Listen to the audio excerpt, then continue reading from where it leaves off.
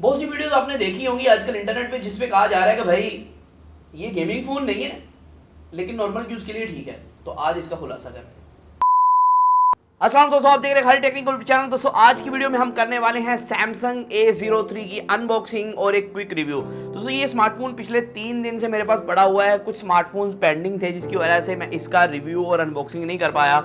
और मुझे ये था कि सैमसंग ब्रांड की तरफ से कुछ ज़्यादा कंपेन्स नहीं चलाई गई क्योंकि सैमसंग का ये जो फ़ोन है बहुत कमाल के जो है फीचर्स के साथ नहीं आता है। लेकिन पाकिस्तान के अंदर काफ़ी ज़्यादा इसकी हाइप बना रही जा रही है। काफ़ी ज़्यादा लोगों की तरफ से ये कहा जा रहा है कि भाई ये स्मार्टफोन जो है नोट अ गेमिंग फ़ोन लेकिन ये एक नॉर्मल यूजर के लिए बेस्ट फ़ोन है। दोस्तों जिस स्मार्टफोन के अंदर प्रोसेसर और डिस्प्ले अच्छा ना हो उसे आप कैसे नॉर्मल यूज़ के लिए बेस्ट कंसिडर कर सकते हैं, क्योंकि प्रोसेसर ने सिर्फ आपकी गेमिंग नहीं करानी होती। प्रोसेसर का मकसद ये नहीं है कि सिर्फ भाई पबजी खेले। प्रोसेसर का मकसद ये भी है कि आपका फ़ोन कितना फास्ट चल रहा है। व्हाट्सएप ओपन करते हैं, कोई व्हाट्सएप ओपन करके एक बंदे को मैसेज करना है ना, आपके कितने सेकंड सेव हो रहे हैं वो भी प्रोसेसर पे मैटर करता है। अगर आप किसी अच्छे फ़ोन के अंदर जो कि सेम रेंज के अंदर आते हैं, मतलब कि प्राइस का डिफरेंस नहीं है, ये भी 21 का है वो भी 21 का है और 25 का है 30 का है, सेम रेंज के अंदर फ़ोन के अंदर अगर आप बाय करते हैं तो कुछ अच्छे फ़ोन होते हैं, कुछ बुरे फ़ोन्स होते हैं। तो ये देखते हुए आपको बाय करना होता है। तो आज मैं आपको बताऊंगा ये जो स्मार्टफोन है क्यों आपको नहीं लेना चाहिए 2021 के अंदर। तो वीडियो को स्टार्ट करते हैं और जान लेते हैं मुकम्मल डिटेल से। दोस्तों ये है जी सैमसंग A03s, इसे अनलॉक करने वाले हैं ऑफिशियल सैमसंग की वारंटी के साथ। ऑफिशियल सैमसंग प्रोडक्ट है, यूनाइटेड मोबाइल की वारंटी के साथ आता है। और यहाँ लिखा हुआ है जी जोंग डाटा आपको जो इसके अंदर देखने को मिलेगा। डायल करें 4114 to avail 12 GB data on जोंग। तो यहाँ दोस्तों इसके अंदर वारंटी कार्ड है और बहुत कुछ है। तो इसे ओपन कर लेते हैं और देख लेते हैं आपको क्या क्या चीज़ें देखने को मिलती हैं। यहाँ से इसकी सील ब्रेक होगी। तो यह दोस्तों अगर कुछ इसकी स्पेसिफिकेशन की बात करें कि इसके अंदर स्पेक्स कौन कौन से आपको देखने को मिलते हैं, भाई इसके जो स्पेक्स हैं वो बहुत ही सिंपल हैं, कोई बहुत ज़्यादा कॉम्प्लिकेटेड नहीं है। फिलहाल तो इसकी सील जो है वो हमारे लिए कॉम्प्लिकेटेड हो गई है, वो खुल नहीं रही।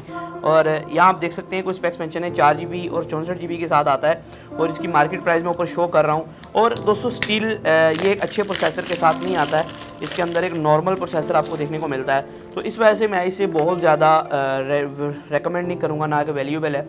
इसका वारंटी कार्ड आ गया और अब हम इसे कर लेते हैं ओपन। वही सैमसंग स्टाइल में डब्बा है, हर जगह सीलें लगाई गई हैं कि भाई इसे जो है पैक ही रखा जाए।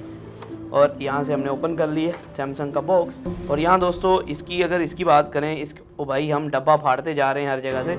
यहाँ अगर इसकी बात करें इसके अंदर हमें कुछ कापियाँ और किताबें देखने को मिलती है। एक ही कापी है दोस्तों, नहीं 2 कापी हैं भाई, 2 कापियाँ दो ना, एक इंग्लिश की हो जाएगी, एक उर्दू की हो जाएगी। ये देखें ना, एक इंग्लिश उर्दू, आप पेपर भी दें इसके साथ पढ़ के। और यहाँ सिम इजेक्टर टूल इसके अंदर नहीं है, मेरे ख्याल नीचे होगा।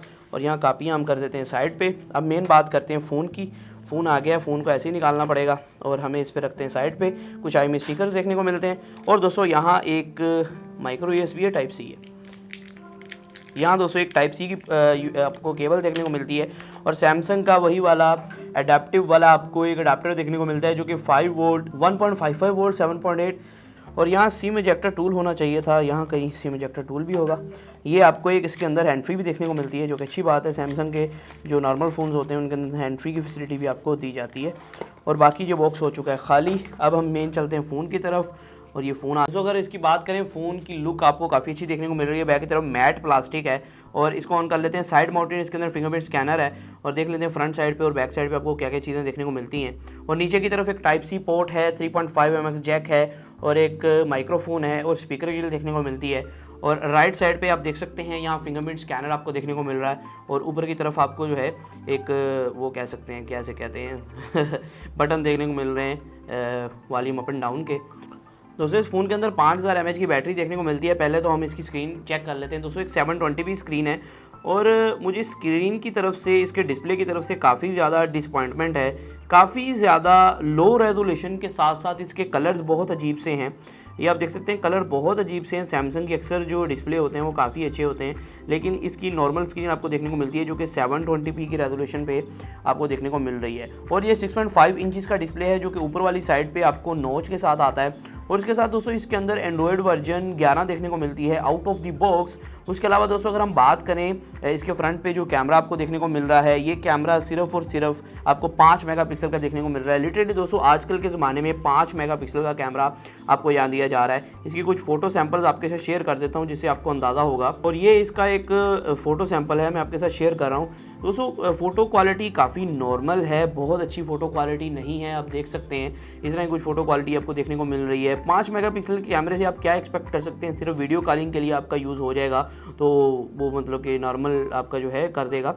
और उसके अलावा दोस्तों अगर हम बैक कैमरा की बात करें, बैक कैमरा यहाँ आपको देखने को मिलता है, ये है 3 कैमरे बल्कि दोस्तों, एक 13 मेगापिक्सल का, 2 मेगापिक्सल के आपको सेंसर देखने को मिलते हैं। वो 2 मेगापिक्सल के हमें नॉर्मली आपको कैमरे दिए गए, मेन तो जो सेंसर मेन होता है वही वर्क करता है। तो यहाँ हम एक फ़ोटो लेते हैं चार्जर की और हम इसे करते हैं जूम, और जूम करके देखते हैं आपको कैसी क्वालिटी ये प्रोवाइड करता है। दोस्तों ये फ़ोन मैं आपको रेकमेंड नहीं कर रहा हूँ, इस वजह से मैं इन डेप्थ इसका रिव्यू नहीं करूँगा क्योंकि इसका कैमरा अच्छा नहीं है। तो अगर कोई भी बंदा इस रेंज के अंदर फ़ोन लेना चाहता है तो सैमसंग का ये डिवाइस एक नहायत ही स्लो फ़ोन है।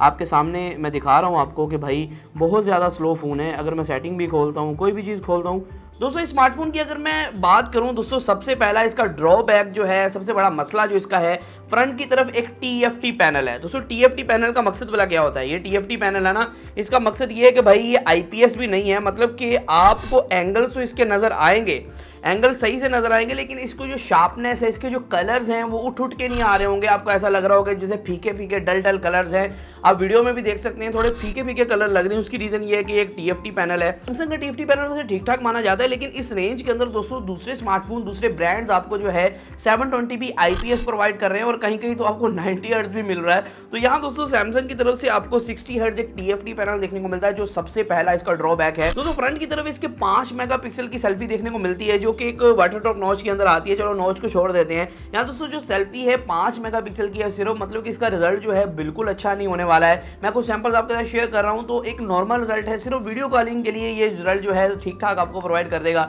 वैसे जो है अगर फोटोग्राफी करना चाहते हैं तो भाई इसकी सेल्फी जो है बिल्कुल ही बेकार किस्म की आपको देखने को मिलती है। अगर मजीद हम इस फोन के बारे में बात करें, भाई इस फोन के अंदर किसी भी किस्म की फास्ट चार्जिंग का सपोर्ट आपको नहीं देखने को मिलता है। और यहाँ दोस्तों एक और बात कि इसके अंदर बैटरी अच्छी लगाई गई है, आपको 5000 mAh की बैटरी देखने को मिलती है, जो कि काफी अच्छी बात है। लेकिन दोस्तों P35 का, हीलियो P35 का आपको प्रोसेसर देखने को मिलता है। ये प्रोसेसर बहुत ज्यादा आउटडेटेड है। एक तो कहना बंदा आउटडेटेड हो गया यार, कोई मसला नहीं है, लेकिन बहुत ज्यादा आउटडेटेड है। आज से 3 साल पहले स्मार्टफोन के अंदर, टेक्नो जैसे स्मार्टफोन के अंदर यूज किया जाता था। तो यहाँ दोस्तों अभी सैमसंग इसको 2021 के अंदर कंसिडर कर रहा है, और एक ही रीजन है क्योंकि ये ऑफलाइन सेंट्रिक स्मार्टफोन है। ये उन लोगों ने बाय करना है कि भाई जिन्होंने जाकर बताना है कि भाई 464 मुझे चाहिए, मुझे इससे मतलब नहीं है कि इसके अंदर कौन सा दिमाग लगा है, कौन सा प्रोसेसर लगा है, कौन सी इसके अंदर दोस्तों कैमरा लगे हैं, कौन सी आंखें हैं इसकी, उससे उनको फर्क नहीं है। तो बेसिकली दोस्तों अगर मेरे कहने का मकसद ये है कि इस रेंज के अंदर ये स्मार्टफोन वैल्यू नहीं प्रोवाइड करता है। हाँ, आप सिर्फ सैमसंग को लेना चाहते हैं, आपको सैमसंग के नाम से मतलब है और आप सैमसंग के जियाले हैं, तो आप इसे ले सकते हैं।